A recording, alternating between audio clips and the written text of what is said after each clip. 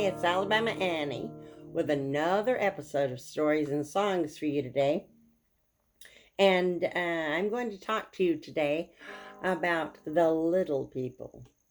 Now, all of the Native American tribes and even early white settlers spoke of them. They stand no taller than your knee, and there are three tribes of the little people, or if I pronounce this correctly, the Yunwiusti. There are the Laurel people, who are fun loving, music loving little tricksters. And they are legendary in Native American tales. And then there are the Dogwood people, who are very helpful and considerate. There are even accounts where white settlers had planted a crop and didn't have enough help to get it in. And they would wake up one morning and all of the corn would be gathered and placed into the bin in the barn, or wood would be chopped and stacked. Now, they're very helpful, nurturing people. But then there are the rock people that are malicious, sometimes cruel little tricksters. So if you've ever been walking in the forest and you feel as though someone is watching you or something is watching you, could be a bird or a fox or a turkey, or it could be a Yunwiusti. But I'm going to tell you little snippets from several tales in this episode. We'll start with the lighter side of the little people. I suppose these were the Laurel people. There was a lady, an older lady, who lived in Mentone, Alabama, along what is now the Lookout Mountain Parkway. But she lived in a beautiful little stone cottage, which is still there, by the way. And she had her lawn landscaped, of course, and the end of her property looked out over the brow or the cliff on the mountain, looking down across Little Wills Valley. And she had a garden, and she had a little wooden fence around her garden, and every spring she would plant her crops for the summer. She planted tomatoes and squash and peppers and beans, green beans, and okra. And one morning, this lady was at her kitchen sink looking out over the backyard and the garden when she saw something moving in the garden, and she thought that she was going to see a rabbit. But it wasn't a rabbit.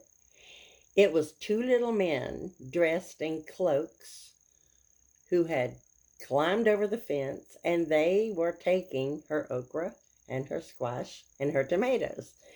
And she saw them scamper back over the fence and run toward the cliff and some old trees that were there. And she thought she was losing her mind, so she left the kitchen. She followed, and at the foot of one of the old trees, I think it was a hickory tree, she saw where the ground had been disturbed, and the roots of the tree created a hollow place beneath it. And she saw little small footprints going into that opening. And so every day she started to watch that tree and watch her garden. And she saw them numerous times, actually.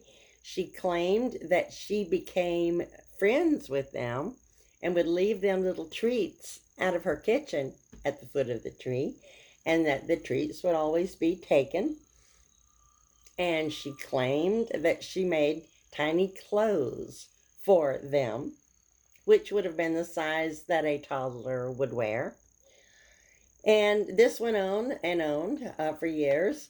And when she was on her deathbed, she warned her daughter, who had come to take care of her, that she needed to be cautious about letting the cat out too early in the morning when the garden was producing vegetables, and that she should be careful when she was backing out of the driveway not to crush one of them. And the daughter thought this was just simply the ramblings of a lady who was dying. But after her mother was laid to rest and she took possession of the cottage, the next summer she saw them. And she knew that her mother had been telling the truth. And over the years, she claimed that she befriended them also.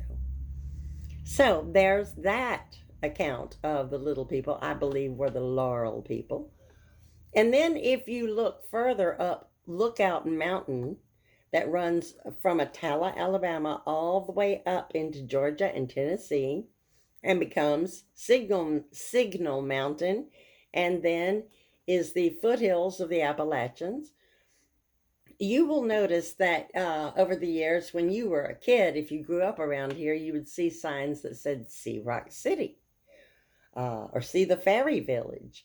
Now, the Fairy Village that was built near Rock City was based on the legend of the Little People.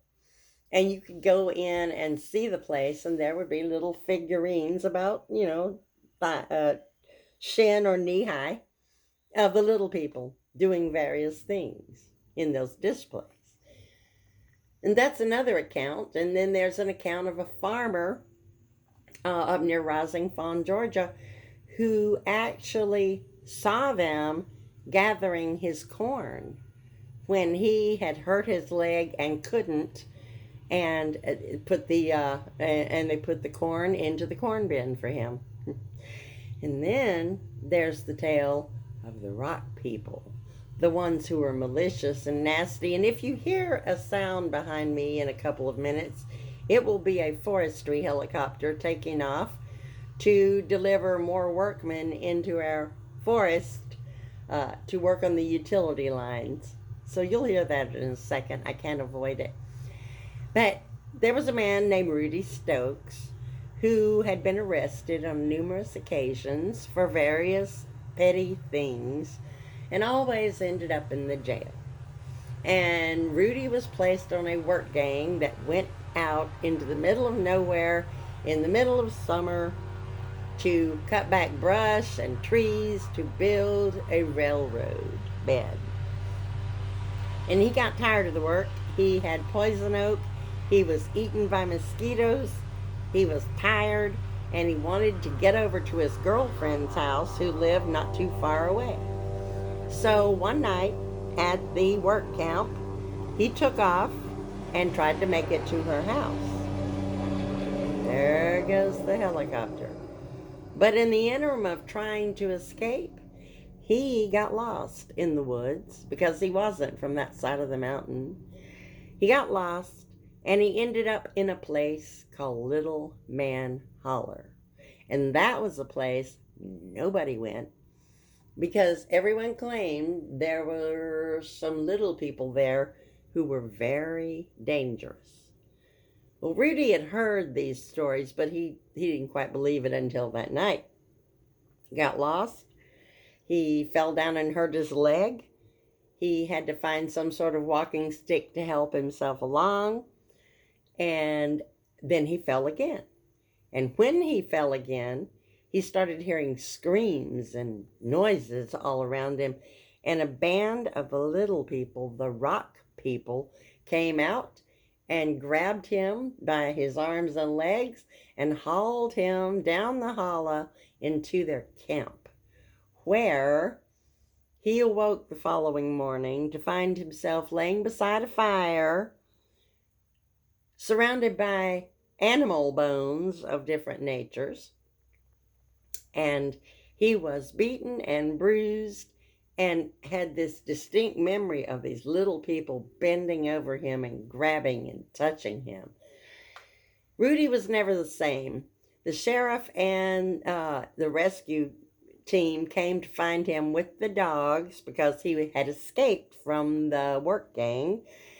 And they took him to the county infirmary where he was treated for his injuries, but they did not treat him for the trauma of being attacked by the rock people. And Rudy was never the same.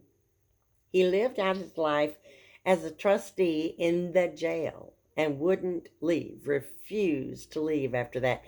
And one time, the sheriff took two of the other inmates and his children to a traveling circus that came through the area, and Rudy wanted to go. So he took Rudy, but there were little people in the circus performing in under the big top.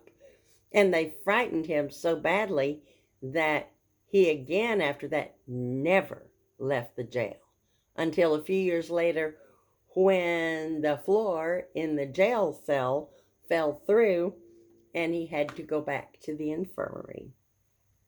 So there are three examples of the little people. The Laurel people, the Dogwood people, and the Rock people. So when you're hiking in the woods, keep your eyes open. You just never know what you might see.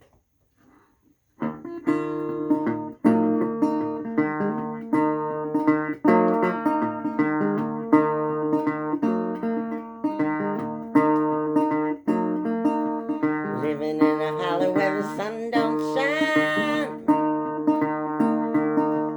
hiding beneath the roots and in the vine. Someone's watching me, hiding beneath the roots of a poplar tree.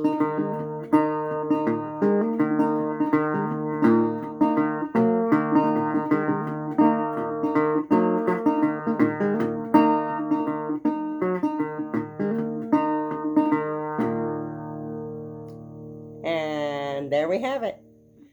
I hope you'll join me next time for another episode of Stories and Songs.